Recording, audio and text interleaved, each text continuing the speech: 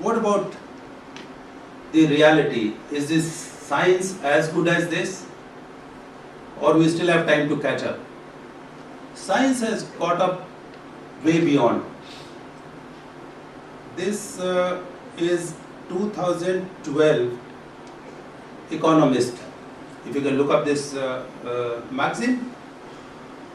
There we are talking about having a baby with 3 parents. Can you imagine how would you have a baby with 3 parents? We know babies have 2 parents. Half of the characteristics come from the mother. That nucleus I showed you, the DNA from the mother. The other half of the characteristics of the baby come from the father. Where is this third one coming from? Science realized that there is a hidden small amount of characteristic DNA which is lying in some corner. Where does it lie? It lies in a small enclosed room inside the cell. We call it mitochondria. Now mitochondria is the entity which actually gives you energy. You know, when we say, okay, somebody is running, you take glucose, glucose will give you energy. This glucose has to go to the mitochondria where it is burnt out and the energy packets are produced. That is the job of the mitochondria. For some reason in nature, this mitochondria has a very small amount of DNA, only 37 genes against the 22,000 that human beings have. Very small amount. But 2 things are very fascinating about it. One is the baby, whether it's a boy or a girl, always gets this mitochondrial DNA from the mother, never from father. And the second thing is, this DNA also, even if it is small, is capable of causing diseases. It is linked with many diseases, from Parkinson's disease to age-related disease to a very simple disease which we call exercise intolerance. That probably is the easiest to comprehend because mitochondria is supposed to be giving out the energies. So there are many of these diseases which go with this DNA, which mothers alone pass it on. So now you have 2 parents that can give their own characteristics, and the third one will be you give the mitochondria DNA from a third person. So 2 mothers, 1 father, 3 of them giving rise to this baby, and free of the disease because you have rectified the diseased DNA in that mitochondria. Let me take you to fiction, Star Wars. I don't know how many years it has been coming through.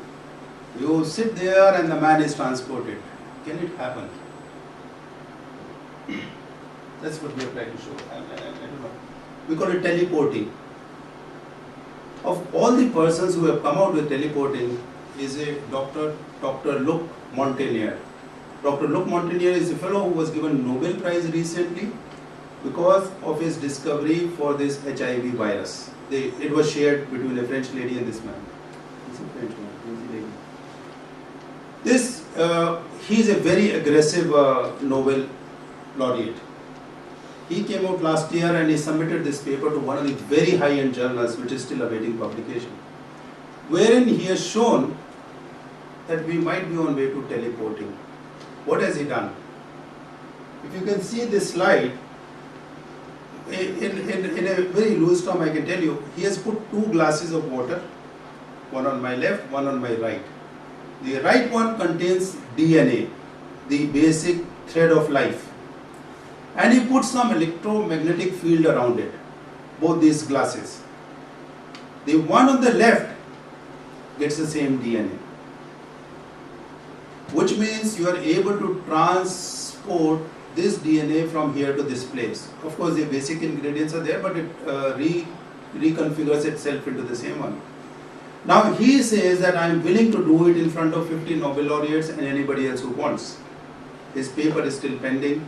But the idea and the concept and what he has said he has achieved is there, that you can shift DNA, which is a basic thread, from one place to another using some of the means, electromagnetic, and if you can do that, you can shift the whole human being. So it gets more and more fascinating.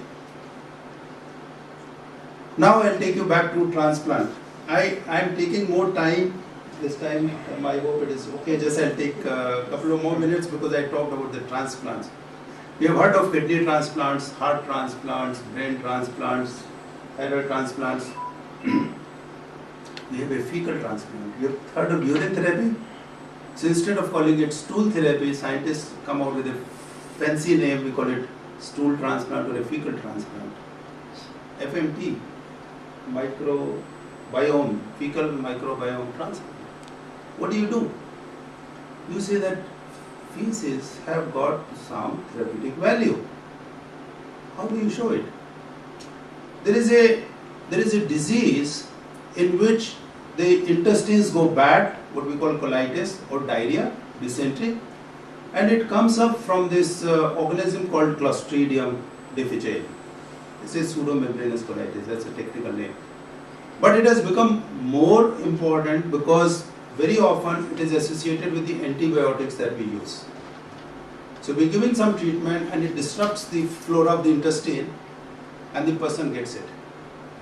Now there is a large number who get affected. We don't have the Indian figures because we don't always look for it, but in US 350,000 persons get it every year. And a good number of them die because there is no effective treatment.